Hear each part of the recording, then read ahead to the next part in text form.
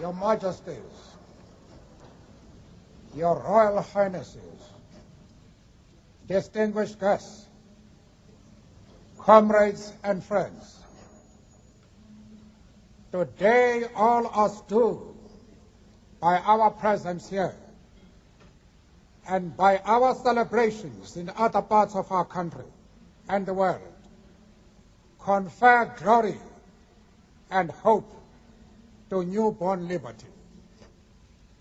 Out of the experience of an extraordinary human disaster that lasted too long, must be born a society of which all humanity will be proud. Our daily deeds as ordinary South Africans must produce an actual South African reality that will reinforce humanity's belief in justice, strengthen its confidence in the nobility of the human soul, and sustain all our hopes for a glorious life for all. All this we owe both to ourselves and to the peoples of the world who are so well represented here today. To my compatriots,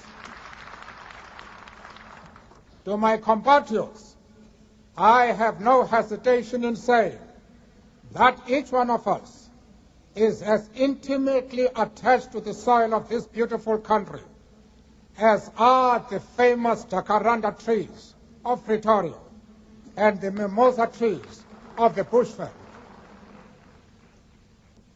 Each time one of us touches the soil of this land, we feel a sense of personal renewal.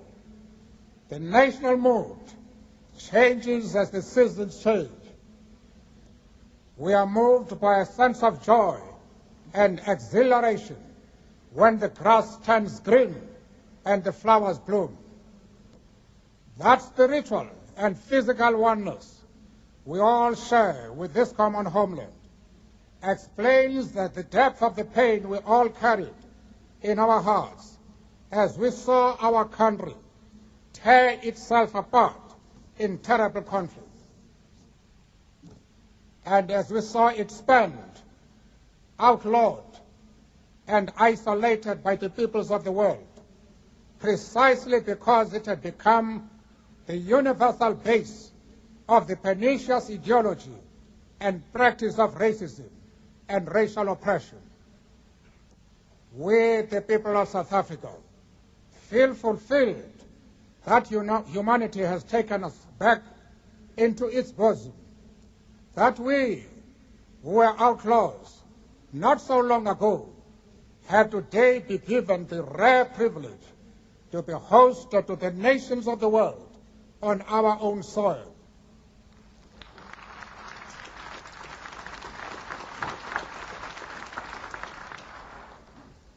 We thank all our distinguished international guests for having come to take possession with the people of our country what is, after all, a common victory for justice, for peace, for human dignity. We trust that you will continue to stand by us as we tackle the challenges of building peace, prosperity, non-sexism, non-racialism, and democracy. We deeply appreciate the role that the masses of our people and their political, mass democratic, religious, women, youth, business, traditional and other leaders have played to bring about this conclusion. Not least amongst them is my second Deputy President, the Honorable F.W. de Klerk.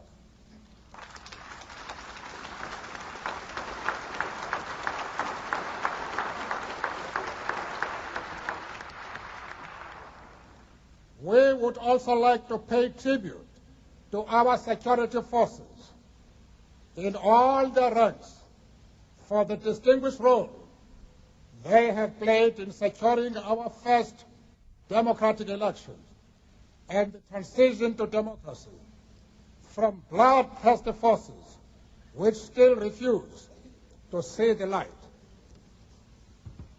The time for the healing of the wounds has come. The moment to bridge the chasms that divide us has come. The time to build is upon us. We have at last achieved our political emancipation. We pledge ourselves to liberate all our people from the continuing bondage of poverty, deprivation, suffering, gender, and other discrimination.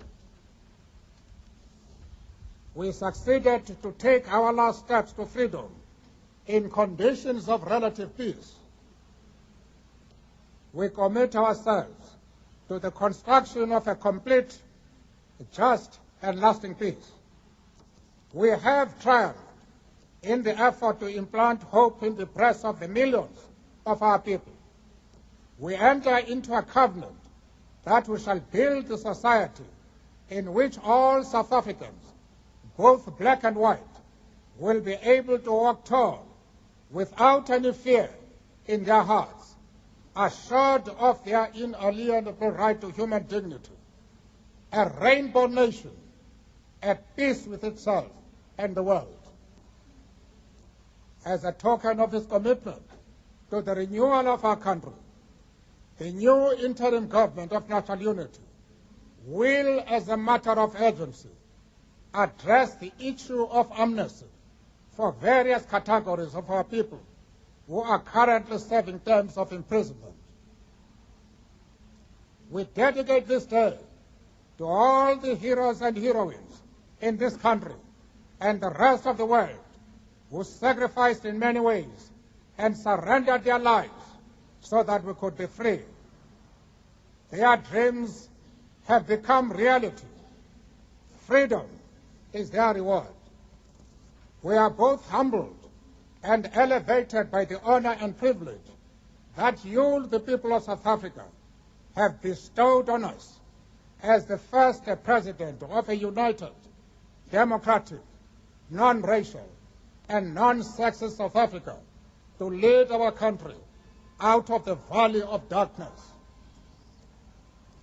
We understand it still that there is no easy road to freedom. We know it well that none of us acting alone can achieve success. We must therefore act together as a united people for national reconciliation, for nation building, for the birth of a new world. Let there be justice for all. Let there be peace for all. Let there be work, bread, water, and salt for all. Let each know that for each, the body, the mind, and the soul have been freed to fulfill themselves. Never, never, and never again shall it be that this beautiful land will again experience the oppression of one by another and suffer the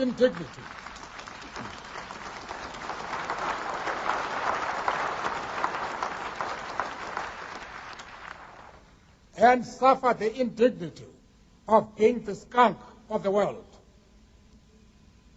The sun shall never set on so glorious a human achievement. Let freedom reign. God bless Africa. I thank you.